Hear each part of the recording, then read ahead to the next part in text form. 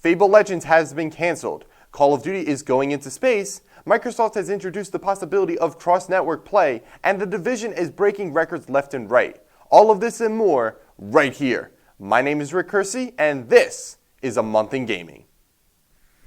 Microsoft has canceled all development on the Fable spin-off game Fable Legends. Fable Legends was originally intended to be a cooperative-driven experience, but is a little bit of a departure for what Fable is known for. Fable is really well known for being a role-playing game, a game about building up your character through questing and decision-making. So it's really not all that surprising that Microsoft decided to pull the plug on Fable Legends. It's a game that nobody really asked for, and it just doesn't really fit the bill as far as being a Fable game. That being said, Microsoft is not only closing down the game's production, but is also discussing possibly closing down the studio responsible for Fable, which is Lionhead Studios. And this leaves the fate of the Fable franchise in a little bit of question.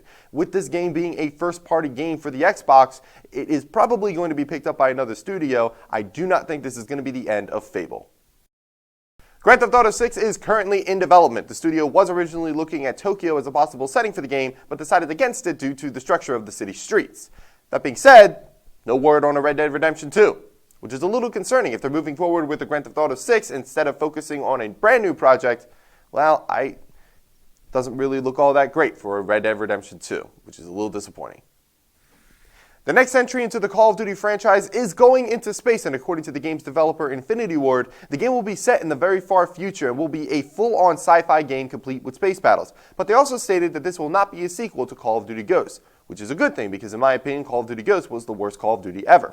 Now, going into space is kind of cool, but it's not like we don't have another first-person shooter that is in space, because we have Halo and we have Destiny. So I'm not really sure what Call of Duty is expected to do. I mean, it is cool that they're going into space, but I'm not really sure that they're going to do anything that we really haven't seen before. So that's a little concerning. That being said, it's kind of cool. I kind of wish that they would have gone back in time, go back to World War II, or maybe even World War I, and cover some stories there. But, let's keep going into the future. We'll just keep going further and further. The Gears of War 4 beta will begin in April and will run all the way through to May 1st. For people who have purchased and played the Gears of War Ultimate Edition before April 11th, will be able to access the beta as early as April 18th. Other than that, only a select number of Xbox One Gold members will be able to access the beta from April 25th through May 1st. Mass Effect Andromeda has been delayed into the first quarter of 2017, which is not really that surprising because that was actually the kind of time frame that I was expecting the game to come out. Obviously, it had the opportunity to come out during this fall, but because of the fact that the developer probably wants to do a little bit more polishing on the game, this is actually a good thing. We have 3 games that have received a release date this month. The first is the Dead Island Definitive Collection, which will be coming out May 31st. The collection will include Dead Island Riptide, and a bonus game known as Dead Island Retro Revenge, which is a 2D side-scrolling beat-em-up. The other game is No Man's Sky, which will be coming out June 21st. And finally, we have Final Fantasy XV, which will be coming out September 30th. New details have emerged on some of the upcoming projects coming out of Telltale Games. The first is with the Batman series, which will not only have you making decisions as both Bruce Wayne and Batman, but it will also feature an upgraded version of the Telltale engine, which will also be the standard moving forward with future titles. And it will hopefully fix a lot of the technical problems that have been plaguing the series. But we also now know that The Walking Dead Season 2 is going to be a thing and will be coming out later this year, and will retouch on some of the stories that have been previously told. So hopefully now we will know about what happens to Clementine after Season 2, because I've been dying to have an answer for that. Now moving over into some video game movie news, a sequel is already in the works for the upcoming Assassin's Creed movie, which will be coming out later this year on December 21st.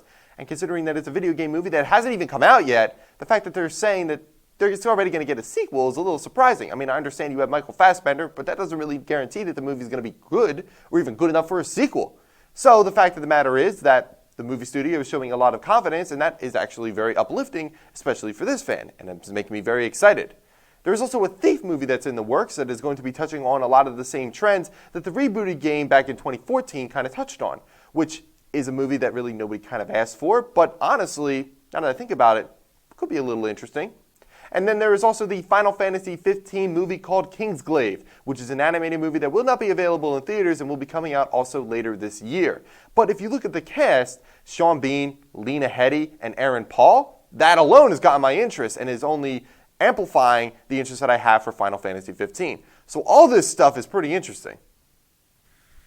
Microsoft has recently introduced the concept of the cross-network play between the Xbox One, the PlayStation 4, and the PC, which is monumentally awesome. I could play Call of Duty on the Xbox One and still play with some of my friends on the PlayStation 4. That's insane, but Sony's response to this is a little cryptic and a little dodgy and a little cagey. Basically, what they're saying is that they've been doing cross-network play since 2002 with the PlayStation 2 and the PC, and that they're open for discussions with developers and publishers who want to continue that in the future. So it's really kind of like a non-answer. Like, they're not really saying yes or no. They're not saying like, hey, absolutely, we're on board for this. They're just kind of being like, yeah, we've been doing it for a while. Whatever. Come on, Sony, why are you doing this to us? Why are you doing this? Just be on board. Just stop with the console war thing. Just you won. You won the console war, okay? Let me play with some of my friends on the PlayStation 4. Let's have some camaraderie here. And in our final news story this month, The Division is breaking records left and right. Let me read off some of these real quick. Ubisoft's biggest opening day sale. Think about that one for a second. Think of the other franchises that Ubisoft has. It has Ghost Recon, Splinter Cell, Rainbow Six, Assassin's Creed, Watch Dogs. It beat out all of those other franchises, all those monumentally huge franchises. That's insane. For the opening day, its biggest opening day? Come on. Come on. And also think about this one. Biggest first quarter video game launch in the UK. The biggest launch in the UK, the United Kingdom. Like, that's pretty awesome. That's pretty awesome.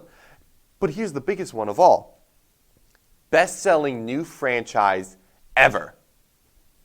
Okay, beating out Assassin's Creed, beating out Halo, beating out Call of Duty, and chief among them all, beating out Destiny. Destiny is a game that has a lot of the same trends that The Division has as far as being an RPG. It is a bigger game than Destiny. It had a bigger opening day than Destiny. That is insane. That's awesome. And you know what? The Division deserves it, because The Division is a great game. My review is going to be coming out at some point in the future. I haven't really started writing on it because I've been playing so much of The Division. I really haven't hit the end game yet. But still, we have this new DLC that's going to be coming out down the road a little bit later this month. Well, in April, I mean. But the point is, The Division is an insane launch. It had such a successful launch. I'm really looking forward to some of the additional content that is going to be coming down the road. And that is your news for the month of March. I look forward to seeing you guys all back here for the month of April. Thank you so much for joining me. This has been A Month in Gaming. My name is Curci, and I will see you next time. I think that there are two scenarios. One is more likely than the other. The one is that people need to be panicking and the game is in trouble. I don't think this is the case. I think what is much more likely is that the writing of the game is finished. Now, I don't know BioWare's workflow. I don't know if they write the story and then build the game around it, or if they build the game and then write the story within it. Not really sure what their workflow is, but I strongly believe that this game is in good shape, and especially with the tweet that was released by Curci, basically saying that he couldn't be prouder for working on Mass Effect Andromeda and that he cannot wait for the final release of the game.